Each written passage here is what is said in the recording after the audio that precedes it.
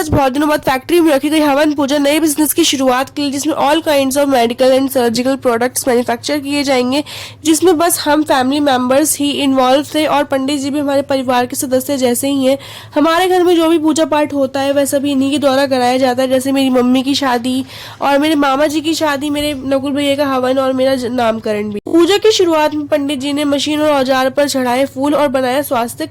पंडित जी ने मुझसे कहा कन्या से कलावा बंधवा दो, तो मैंने खुद ही बांध दी सभी औजारों पर कलावा और सभी देवी देवताओं पर चढ़ाए फूल माला और उसके बाद लगवाया तिलक। और पूजा के लिए हम सभी अपनी अपनी जगह पर बैठ गए थे और नए व्यवसाय की उन्नति के लिए सभी ने प्रार्थना करी, मंत्र उच्चारण करे। और गाइज इतनी देर हम लोग बैठने से मेरी आंखों से गंगा जमुना बहने लग गई थी। फिर सबने एक एक करके आरती करी। ये है मेरी प्यारी सी नानी और ये हूँ मैं, आप तो मुझे जानते ही हो।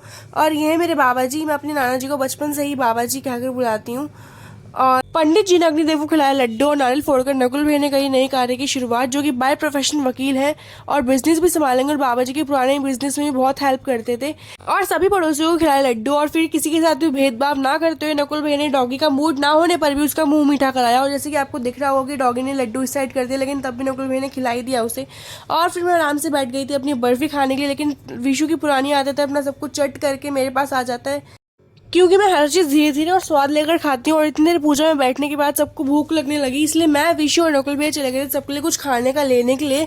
और शाम का टाइम था और ऊपर से इंडस्ट्रियल एरिया, तो इसलिए जाम लग गया था और शॉप पर पहुंचते सबकी अलग अलग फरमाइशी होने लगी। लेकिन नकुल भैया ने सबका ध्यान रखते हुए लिए गर्मा गर्म समोसे और कुछ मिठाइयाँ। और जब तक हम फैक्ट्री पहुंचे आंटी ने बना रखी थी गर्म गर्म चाय, तो हमने खाए समोसे विद चाय। और मिलेंगे नेक्स्ट ब्लॉग में। Thanks for watching.